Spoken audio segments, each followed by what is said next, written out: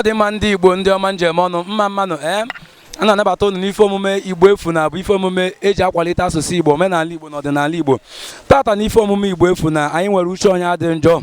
Ajụjụ anyị tata bụ ọ dị mma nwaanyị ịdị na-aga n'ekwentị di ya, ọ dịkwana mma nwoke ịdị na-aga n'ekwentị nwunye ya na ọ bụghị oge a sị ya gaa.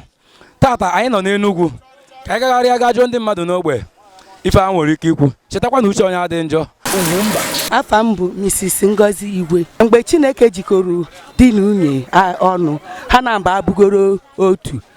Na mgbe ọ bụgoduru na fonu nwoke na-arị gị ma di ya nọrọ nso, nwaanyị kwesịrị ịza ya nke ọ marụ. Enega anya ọ bụrụ na ọ di nwere ike inweta kọntraktị ọza ya, ma ọ bụkwa na fonu nwaanyị rengiri di ya anọrọ nso, nwaanyị anọrọ nso, di ya ga-aza ya maka na ha na mbụ abụgoro otu. Maka na ihe Baịbụl kwuru na mgbe nwaanyị hapụrụ ezinụlọ nna ya gebe nwoke na ha na mba abụgoro otu. Mgbe nwoke hapụkwara ezinụlọ nna ya ga-echọta ọkpụkpụ nke aka ha na mba awogo otu. So na ihe ọbụla gbasara nwoke gbasara nwaanyị, ihe ọbụla gbasakwara nwaanyị gbasara nwoke. Ava mbe ma Ọsadebe, abụ m onye Anambra steeti. N'uche nke m, ọ bụ na nghọta dị n'etiti di na nwunye, nghọta dị ya anọ ya kachasị. Nwoke nwere ike ịga na ekwentị nwunye ya, nwaanyị nwekwa ike ịga na ekwentị di ya. Mana n'oge anụnwa, kama ọ ya abụzi dat na nwoke ya aga na ekwentị nwunye ya, ọ bụrụ nsogbu nwaanyị aga, maka onwe ọtụtụ ife ya afụ na ekwentị di gị ya na-afụ na especially nke anyị bụ ụmụ nwoke. So ọ na-aka mma ka udo ahụ wee chịa. Ọ nwekọsị gaa n'ekwentị ya gaa, mana ọ bụrụ na ọ gwara gị ọ ka mma na ịrapụrụ ekwentị ya, mmadụ kpọgodie iwelite isi ada dị na fonu na ring iwele enye ka udo wee chịa. Ife njikwa wee zaba ajụjụ a maka na o butego ọtụtụ nsogbu n'ezinụlọ. Ife na-eme n'oge anụnwa karịrị akarị. Ụfọdụ ya bụ nke onye nwaanyị ga-ewarụ wele ekwentị ya gaba n'ebe ọ na-eji asa arụ. Ụfọdụ nwoke ewelu nke ya pụba ilo hello mana ọ na-ana ihe onye ahụ na-ekwu. Ife na ihe ndị a adọrọ mma. Ọ ya ka m ji wee zaa so na ọ bụ na nwaanyị nwoke pamiti nwunye ịga n'ekwentị ya, ịga n'ekwentị nke nwoke, ọ gaa n'iru zaa ya, mana ọ bụ na ọ pamiti kudo wee chịa ya, rapụ ya ọrụ nke onye nke ya kọlụ ya zaa. Afa m bụ Chukwudi. Ịzaga ajụjụ a bụ na o ziri ezi nwaanyị ọbụla nwoke dutewedose n'ụlọ ị na-aga n'ekwentị di ya, maka na ebe a mbebe di ya ji ejeta ihe nke ya nwa bụ nwaanyị na-eri. N'ihe dere ya bụ ọchị ịga n'ekwentị di, ọ ga-ajụ di ajụjụ: di m, achọrọ m ịkpata aka n'ekwentị gị, inye ohere nke ya nwa ga-eji wee kpata aka n'ekwentị gị. And ọ dịrọ mma nwoke ịga n'ekwentị nwunye ya without ịnata nwunye gị ikikere nke ị ga-eji wee gaa n'ikikere n'ekwentị nwunye gị, maka na ọkwa nke ihe nke ya nwa igu gotere nye ị nwere ozi ikere ịgazi n'ihe ya without eji ya nye m tụmụ ekwentị gị ka m metụ aka nwunye m. Afa m bụ Chinwa South. Nke bụ eziokwu, abịa nwaanyị ga n'ekwentị di ya ma di ya nọrọ ya, ọ dịlọ mma. Ana nwoke na nwe ịgakwa n'ekwentị nwunye ya ma nwunye ya nọrọ ya, ma na nwunye nyere ọ da pick the call, ọ dịlọ mma na wọta nke mụa ụta ka esi wee wọta n'omenala Igbo.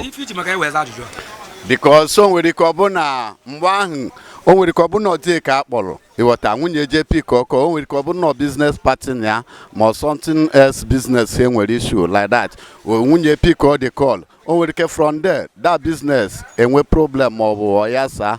Afa m Paul Nwachukwu. Nna m ukwu Paul Nwachukwu. Ọ dị mma ka nwaanyị na-aga n'ekwentị di ya na-abụghị na-asị ya gaa? Ọ dịkwa mma ka nwoke na-aga n'ekwentị nwunye ya na-abụghị na-asị ya gaa? O kwesịrị ekwesị. Onye ọbụla ga-efu esi nke ya na-eme nke ya. Di ya nwere ọtọrịtị ịgwa ya nwunye na-ekwe ihe ọ ga-eme, and nwaanyị nwekwara right ịgwa di ya ihe njezi na nke ya. Onye ọbụla na-eyi nke dị ka o si wee kwesị ekwesị. Ndị maka wee saa ajụ ahụ na Chineke si ka nwaanyị rubere di isi n'ihe niile, ihe kwesịrị ewe ihe dị mma. So nwoke nwere ike n'ebe nwunye nọ, ọnwụ nwoke ahụ nụtara nwunye edebe na bie, so nwaanyị ga na-erubere di isi. Onye Chineke chọrọ. Afa m bụ Chinyere.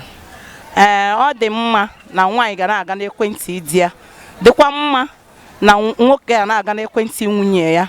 Ihe o ji wee dị mkpa dịkwa mma bụ na nwoke na nwaanyị mgbe ọbụla ha nụrụ na di na nwunye ha bụrụgo ofu, maka na ha bụ ofu ahụ, ihe niile gbasara nwunye ya, ihe niile gbasara di nke nwaanyị nwaanyị kwesịrị ịma ihe niile gbasara di ya. Nwaanyị na di nwaanyị na onwe ya kwesịrị ịma ihe niile gbasara nwunye ya maka dama ma onwe ihe mere. Nwaanyị nwere ike ikuni gawa njem onwe ihe dadobere ya n'ụzọ. Ọ di ya ahụ bụ ihe ga-aka kọwa ihe niile gbasatara ya bụ nwaanyị. Maka na o nwere ike ọ bụ na nwaanyị nwere ebe o mepechara akaụntụ ebe o dowechere ego ya n'ụlọ akụnụba. Ọ bụ na di ya na-aga na ekwentị ya ahụ ka ọ ga-eji wee na-amarụ na ego one nwaanyị nwere na ụlọ akụ ahụ. Ọ ga-agbọbụ na onwe ihe mere nke nwaanyị. Di ya wee jekwenu ndị ụlọ akụ na nwunye m nwere ego dị otu a n'ụlọ akụ unu. Afọ m bụ Harriet Nwasinobi Mrs. M ga-asị na ọ dị mma nwaanyị dị na-aga n'ekwentị di ya ma ọ bụ na di ya si aga, because ebe ọbụla mmadụ abụọ kwekọrịtara ji ịhụnanya biri, enwe onye na-aghọ ibe ya aghụghọ n'azụ. Ha abụọ nwere free mind, onye ọbụla ịga n'ekwentị nke onye ọbụla ga zaa azụzụ ihe ahụ, because ama m na enweghị ihe nọ n'azụ ha onwe ha dị open to each other. So otu ha dị open n'ebe onye nke a na onye nke a, onye a na-agwa onwe ya eziokwu, onye nke a na-agwa ibe ya eziokwu. So enweghị ihe nzuzo ga-anọ n'etiti ha na-abụ. Aha m bụ Okechukwu Chilaka. Well, na nghọta ka ọ dị mma ka nwoke na-aga n'ekwentị nwunye ya ma ọ bụ nwaanyị na-aga na nke di ya, n'ihi na ha na-abụghị otu. O kwesịrị ekwesị. Afa m bụ Ikechukwu Agụ. Ịma na eziokwu na ahụhụ na ntị sọmọfụ ụmụ nwoke maka mụ nwa adịgoro nwaanyị. Oge nchọrọ ịnụ nwaanyị ma fada chịrị m na-eji anya na were anụ nwaanyị. So nwoke ọbụla ma nwaanyị ọbụla chọrọ ka udo dị n'ezinụlọ, nwoke suppose gị ije fonu nwunye enye ana nwaanyị enweghị right ijekwa fonu di enye ya bụrụ gịnị ị na-aghara ka udo wee chia. Maka o nwere ike nwoke jere na fonu nwunye enye o nwere ike ọhụ ọbara igbogharị baidara gịnị mmadụ ga-etisie. Nwaanyị ajekwa na onwe na fonu nwunye enye na fonu di enye o nwere ikezi ha ọ bụrụ ọkụ bịa n'ezinụlọ family etisie. Advice na-enye ha bụ nwoke kwanyere onwe onye ugwu, nwaanyị kwanyere onwe onye ugwu. Maka gịnị ego na-ebikwu n'isi nwunye enye. Ihe a bụ nwa mmadụ onye ọbụla nwere light n'obodo a ma nwoke ma nwaanyị. Onye abụchi ka m kwuo n'uche nke gị, n'uche onye dị njọ ị na-akọwa na onye ọbụla kwesịrị ịnọrọ onwe ya. Mba, ọ bụrụ ịnọrọ onwe ya bụ na ha na-ese okwu. Ya bụ onye ọbụla ekwentị gị dịrị gị karịa anya n'ihi na ọ nwere ife ọ bụ. Thank you. Maka enyi gwara gị ihe a bụrụ before je the woman ịma ndị life nwaanyị ahụ na-ebi, before nwoke abịa nụwa kwete the man ịnụ ọ ma ndị life di ya na-ebi. The best thing bụ gịnị ka kwenye maka asị na agbawa agwa n'afọ afọ dị na awụne amadị dị awụne ka pisi wee dị.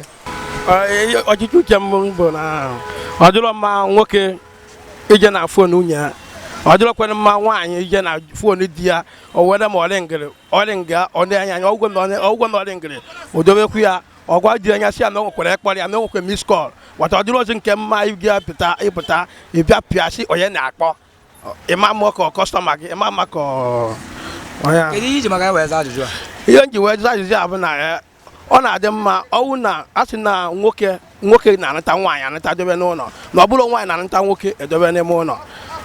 Ọ na-adị mma nwoke ịnata nwaanyị dobe n'ime ụlọ onye respect dị ọrịa. Onye nwa ka m ji wee kwuo ya.